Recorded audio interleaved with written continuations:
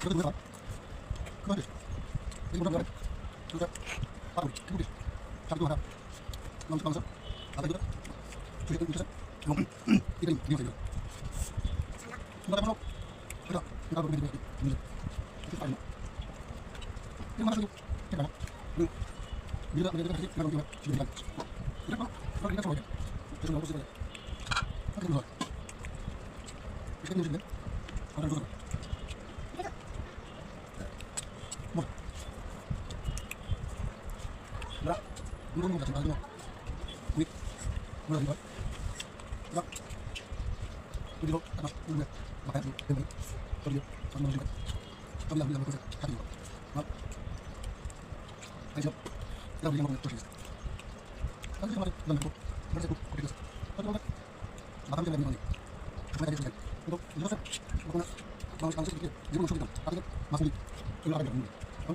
이렇게 아무것도 바꾸는 거죠. 머리 나가서 그러면서 아 이렇게 저기 손을 잡아. 나는 나중 그래. 이렇게 앞으로 제가 그때 전 그래서 말은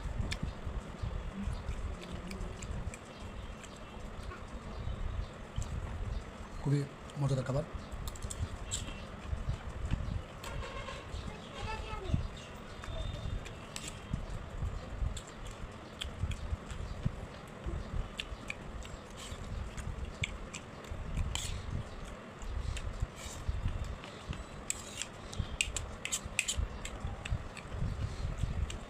আপনার সবজি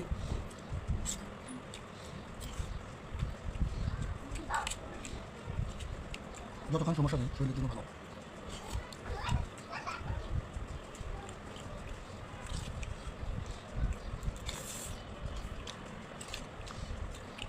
আপনার শরীরকে সুস্থ রাখতে হলে আপনার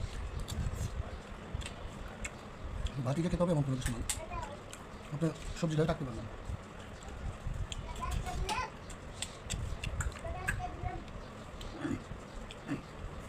সবজিটা অনেক মজার।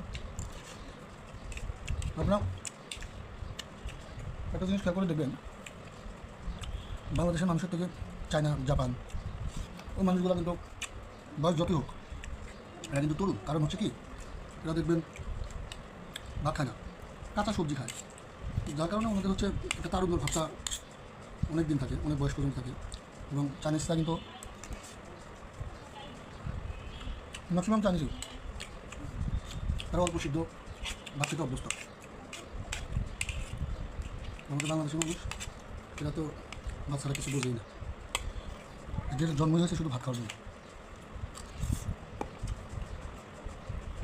আমি নিজেও অত্যন্ত ভাত খাওয়ার, ভাত ছাড়া আমার বেলাও চলতো না। কিন্তু নিজেকে পেট এবং সুস্থ রাখতে হলে আপনাকে নিয়মের ভিতরে আসতে হয় আর কি। আমি মূলত ডাক্তারের সাথে কথা বলে আমার খাবারের চাপটা পড়েছে। তো আলহামদুলিল্লাহ এখন পর্যন্ত আমি সুস্থ আছি আল্লাহর রহমতে। মাঝে মাঝে দুর্বল লাগে, তখন হাফ কাপ অথবা 1 কাপ ভাত খেয়ে নিই। আপনি ভাত ব্যতীত যদি আপনি সবজি খেয়ে থাকেন, সবজি খেতে দেখা যায় অনেক রোগ থেকে মুক্ত পাবেন। অতিরিক্ত শরীরে ওজন থাকলে আপনার সবসময় ক্লান্তি লাগবে, চলাফেরা করতে কষ্ট হবে, ইস এভরিথিং।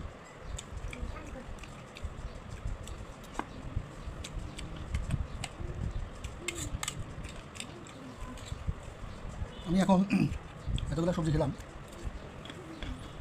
মনে হচ্ছে আমার পেটটা ভরে গেছে, কিন্তু আসলে এটা কিছুক্ষণ পর থাকবে না। একদম সবুজ সবজি হচ্ছে আপনার লো ক্যালোরি, কিন্তু এরকম 4 প্লেট খেলেও আপনার ওজন বাড়বে না, শরীর সুস্থ থাকবে।